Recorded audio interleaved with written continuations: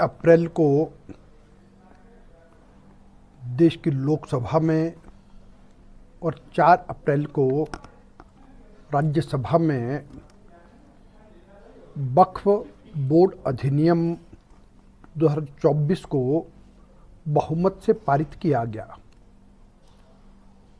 और इसको पारित होने के लिए मैं भारत के यशस्वी प्रधानमंत्री श्रीमान नरेंद्र मोदी जी को हार्दिक बधाई देता हूं और उनका अभिनंदन करता हूं कि इस प्रकार के साहसिक कदम उठाने का यदि कोई काम कर सकते हैं तो वे नरेंद्र मोदी ही कर सकते हैं।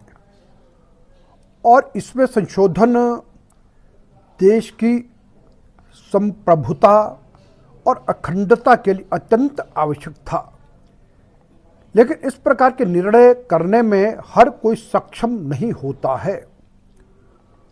और इसमें देखिए एक बात स्पष्ट रूप से कही गई है कि ये कोई धार्मिक बिल नहीं है। किसी भी प्रकार से किसी के धर्म में, उसकी पूजा पद्धति में कोई हस्तक्षेप नहीं करता।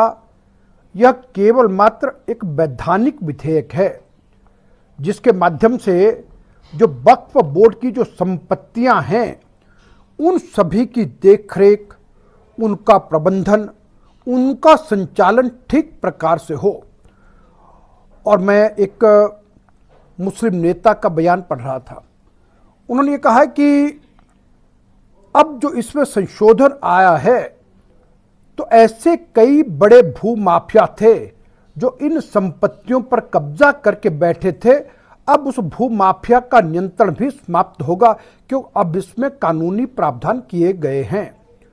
और साथियों देखिए कि पूरे देश में जितनी वक्फ संपत्तियां हैं उनकी अगर कुल कीमत आंकी जाए तो 1.2 लाख करोड़ रुपया है।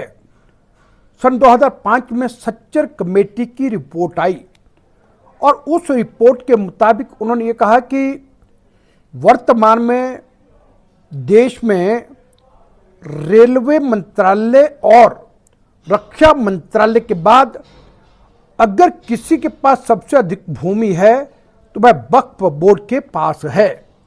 और उन्होंने एक बात की हैरानी जताई कि जिसकी कीमत 1.2 लाख करोड़ रुपए है उसकी सालाना आय केवल मात्र 163 करोड़ रुपए है। और उस समय उनका आकलन जब आया तो उस आकलन के मुताबिक उन्होंने ये कहा कि अगर इसका ठीक प्रकार से देखभाल और संचालन होता तो ये लगभग 12,000 करोड़ रुपया प्रति वर्ष इसकी आय होती। और आज अगर वर्तमान में देखें तो अब तो उसकी जो आय है लगभग 30,000 करोड़ रुपए तक होनी चाहिए थी, जो कि 200 करोड़ रुपए से भी नीचे। यानी कितना भ्रष्टाचार व्याप्त था, कितनी गैर जिम्मेदाराना तरीके से काम होते थे। इन सब चीज़ों को ठीक करने के लिए काम किया गया है और साथ ही कुछ संशोधन किए जाने अत्यंत आवश्यक थे। 1995 में कांग्रेस पार्टी ने मुस्लिम तुष्टीकरण को बढ़ावा देते हुए एक बात में कहा कि केवल मात्र वोट बैंक की राजनीति के अंतर्गत, क्योंकि सन 96 में लोकसभा का चुनाव होना था तो उस समय उन्होंने एक बात ये कही कि भाई अगर वक्फ बोर्ड किसी भी संपत्ति को, चाहे वो सरकारी है चाहे निजी है, जिसको भी ये कह दे कि ये वक्फ की संपत्ति है तो अब वक्फ की हो जाए, तो इस प्रकार का निर्णय लिया।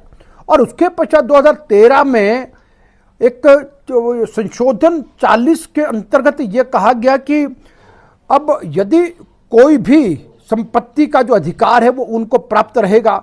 और फिर 2013 में जो संशोधन लाए उसमें इतने कठोर कानून बनाए, वो एक केवल मात्र इसलिए बनाए, उनको उम्मीद थी कि 2014 में लोकसभा के चुनाव में आप ठीक प्रकार से ना, और एक वैधानिक प्रक्रिया है और वैधानिक प्रक्रिया के नाते ये जिम्मेदारी, और बाकी किसी पूजा पद्धति में, किसी दरगाह की ओर, किसी मस्जिद की ओर जाने का किसी का प्रश्न नहीं।